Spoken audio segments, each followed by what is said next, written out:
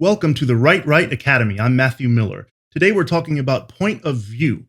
This is something that a lot of writers think about, and if you've never written a book, maybe it's something you haven't thought about. Point of view, as the name implies, it determines who is telling the story. Is the story being told by a character, an external narrator, and so forth? Okay. Now, point of view, basically, there's first person, second person, and third person. First person is like me, I'm telling the story. My name is Matthew Miller. I host Right Academy. I blah, blah, blah, blah. Second person is you, which is a very odd, weird, very rare way to write a book. You are standing on the corner. And then third person, of course, is he, she, it, and they. Okay. Now, uh, choosing what point of view to write a book in is important. It's important to consider the purposes of your book. It's important to consider what each point of view offers. So let's talk about this a little bit. Now, if you write in the first person point of view, me, it happened to me, it's my story. The advantage of this is that it really draws the reader in. It makes the reader feel like they're a part of the story, as if the reader is the person in the story. It can be very intimate. It can be very engaging. It can really place you there in the scene. Those are the good things. Some examples of this, one that comes to mind is To Kill a Mockingbird, told from the point of view of Scout. Scout, the little girl telling Atticus Finch's daughter Scout, telling the story. The drawback of first person point of view is that the person writing the story, the character doesn't know the thoughts of other characters. All you can go on is how people act, what they say, right? So if a person is having complex thoughts, if another character is, you can't describe those thoughts. All you can do is show either what the person says or how they're acting. Okay, so that's a drawback. Second person is really weird. I don't know any books that have been written in the second person offhand, except the old Choose Your Own Adventure series. If not familiar with those, it was a series of books written in you, and they were adventures. So you were standing by the pyramids of Egypt. You see blah, blah, blah, blah, and then it would give you a choice. If you talk to the man, turn to page 3. If you ignore him, turn to page 4. And each story would have a different ending depending on how you chose. Second person, I could see it being used in very small snippets, small portions of a book to try to draw the reader into the scene, but it's very difficult. And it should be very, very sparsely used. Okay, I don't know if an entire book besides Choose Your Own Adventure has been written in the second person.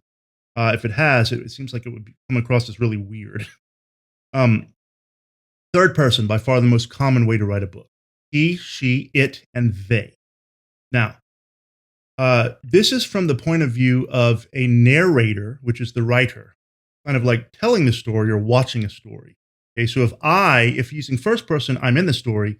Third person, I'm seeing the story and telling the reader about it. If that makes sense. Okay, and there's different kinds of third person. Let's start with omniscient. Third person, omniscient. Omniscient means all-knowing, right? Omni, all, and science, knowing. So third person means that the narrator, and thus the reader, knows the thoughts and feelings of every character in the story, or most of them. The inner thoughts, the inner feelings, okay? So it's kind of, sometimes we call it head jumping, right? So this character has a deep thought, then this other character does too. So the writer, the narrator, and the reader know everything about the inside thoughts of characters. One that comes to mind is The Scarlet Letter, okay, that classic. This can be useful because it can offering the inner thoughts is a way to get in touch with the character without just info dumping, without saying.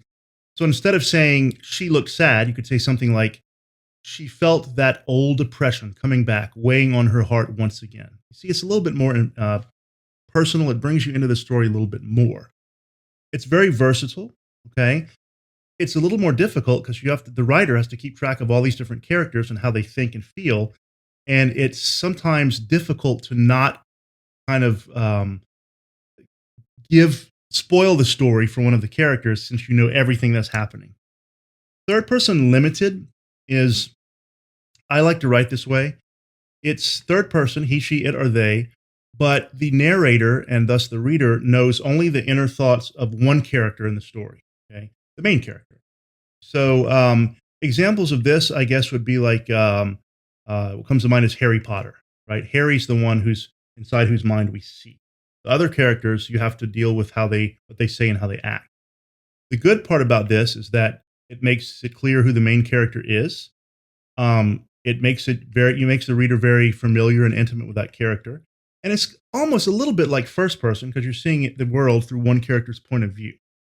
Um, the reader develops this really kind of intimate relationship with the main character.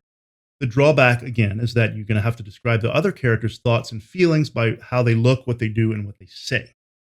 Third person objective is like imagine the narrator is like just literally someone watching something on the street. They don't know anything about any of the character's inner thoughts or feelings, and so neither does the reader. In this way, everything has to be described only through what people do, what they say, and how they act, which is a difficult skill, by the way, to learn. So if you're a new writer, you might want to watch out for this one. Hemingway wrote some stuff in the third person objective. I don't like it. I like to be able to see into the head of at least one character. And usually, what I do in my books, if you've read my Gravedigger series, I'm in the head of one main character, but sometimes when there's a chapter with another character, sometimes in a very limited way, I'll go into their heads. So technically, it's not third person omniscient because I don't know every character, but it's a little bit more than third person limited. That's just me. Now, new writers, how should you write? I'm going to suggest third person omniscient. It's in my opinion, the easiest way to write a story. I would avoid using first person, at least at first. It can be done very well.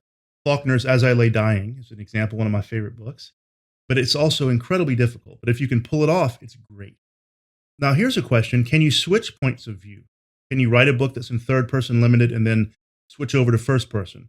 Yes, you can, absolutely. In fact, like most things in writing, you can do it, but you have to do it well. It's not easy.